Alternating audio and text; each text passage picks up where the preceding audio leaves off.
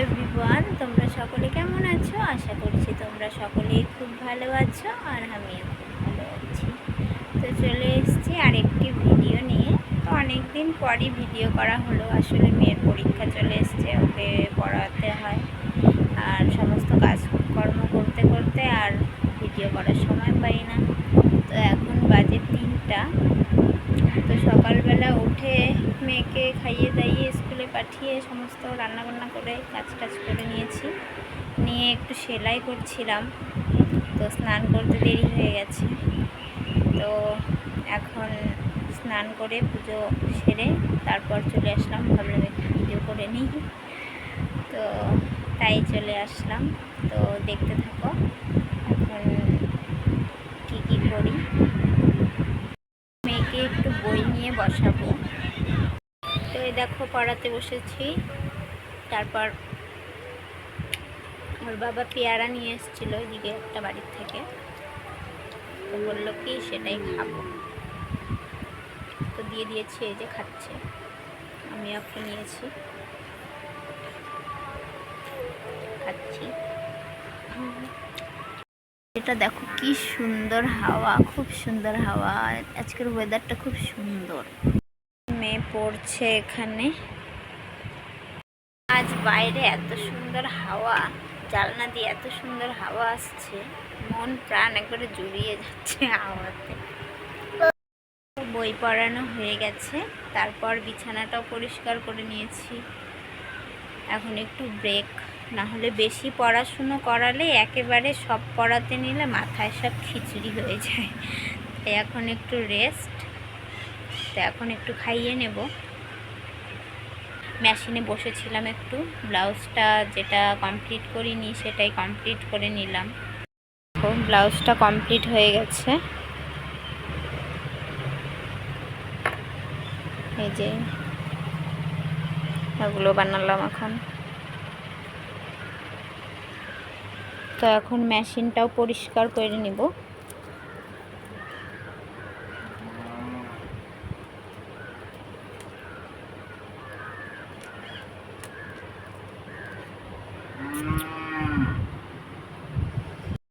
পরিষ্কার করে নিয়েছি। তো এখন ঘরও নোংরা হয়ে গেছে, তো ঘরটার ঝাড়ু দিয়ে নেব। তো তোমরা দেখতে থাকো ভিডিওটি, আশা করছি ভালো লাগবে। তো স্কিপ না করে দেখতে থাকো।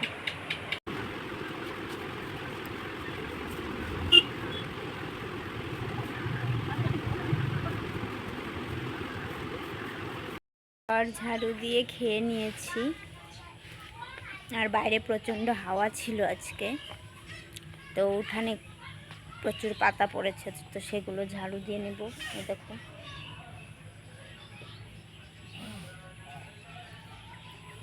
তো উঠানটাও ঝাড়ু দিয়ে নিব এখন।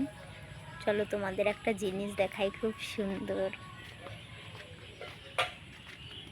এই দেখো, এটা আমাদের একটা পেয়ারা গাছ। তো গাছটা অনেকটা ছোট, তো এই বছরই প্রথম পেয়ারা হয়েছে। 3টা পেয়ারা হয়েছিল, তো একটা একদিন পড়ে গেছে, তো আর 2টা আছে। এই যে দেখো, অনেক সুন্দর দেখতে, অনেক টেস্টি। কাল পেরে নেব, পেকে গেছে। চলো একটু দেখি বাইরেটা। আমাদের বাড়ির সামনের রাস্তাটা এই যে পাথর দিয়েছিল, তো খুব অসুবিধা হচ্ছিল। তো এখন উপর দিয়ে আবার বালুও দিয়ে দিয়েছে, তো এখন একটু ভালো হয়েছে, জানি না কবে ঠিক হবে। আর এই বাড়ির সামনের মাঠটাতে এবার কিছু করেনি। তো এই মাঠটাতে সবাই গরু ছাগল বেঁধে রাখে। তো চলো এখন বাড়িতে যাওয়া যাক। আমি তো অনেক দিন এরকম হয় যে বাড়ির সামনেও আসি না, বাড়ির ভেতরেই থাকি সব সময়। এখন বাড়িতে গিয়ে উঠোনটাও ঝাড়ু দিয়ে নিই তাড়াতাড়ি করে, সন্ধ্যা লেগে যাবে একটু পরে।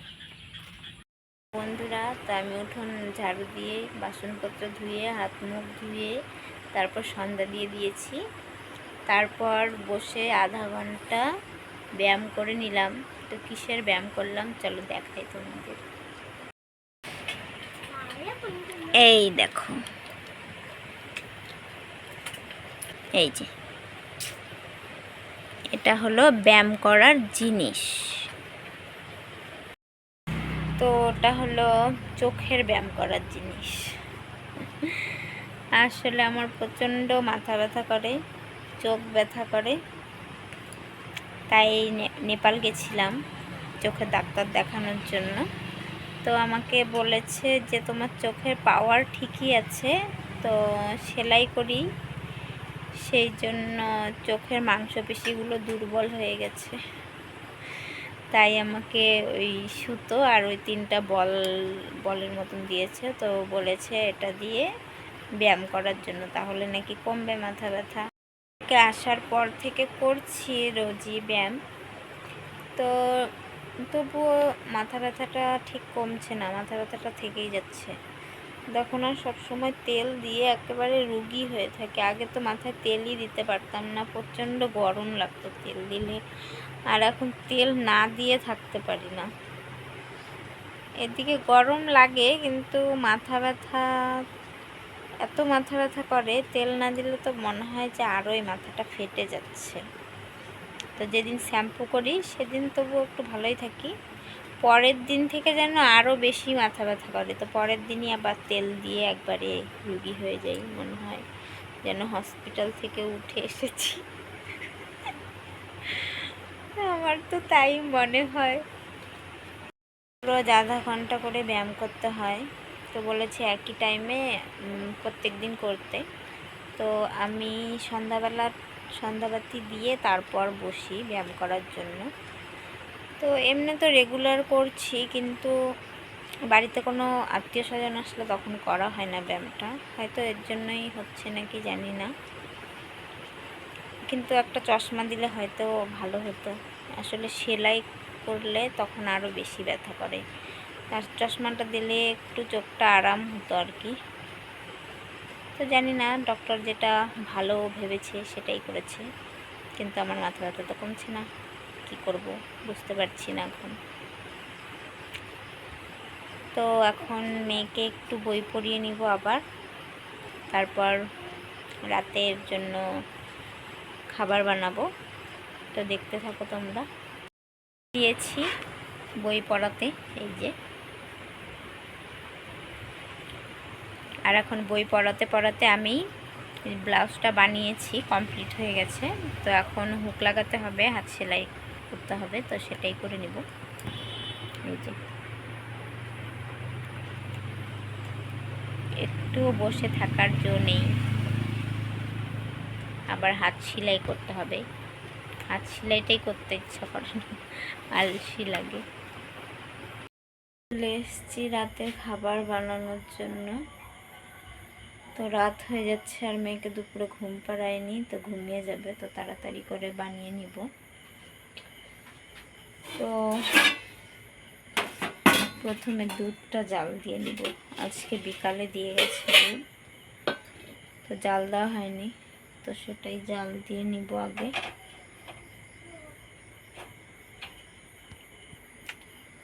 বসিয়ে দিয়েছি।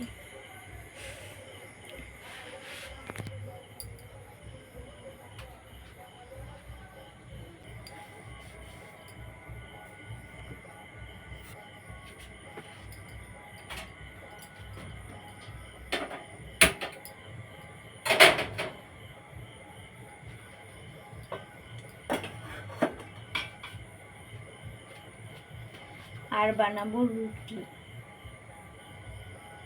তো আজকে 2টা কাঁঠাল পাকছে, গাছে পাড়ছে বিকালে, তো রুটি বানাবো। তো তোমাদের কার কার কাঁঠাল ভাল লাগে জানিও, আমার তো খুব ভাল লাগে কাঁঠাল খেতে। এই দেখো আমার মেয়েকে কি সাজছে, কি সাজছি সেটা দেখেছো? পড়াশোনা বাদ দিয়ে দেখো কি সাজছে। আমি তাড়াতাড়ি রুটি বানিয়ে নেই, দেখতে থাকো। তো তাড়াতাড়ি করে রুটিগুলো বানিয়ে নিচ্ছিলাম, আর তোমরা যদি ফেসবুক থেকে ভিডিওটি দেখে থাকো তো প্লিজ ফলো করে দিও। তো দেখতে থাকো তোমরা।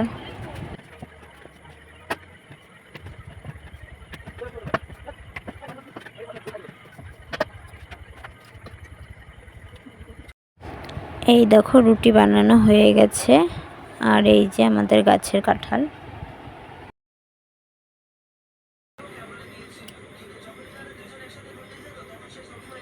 খাবে চলে আসো।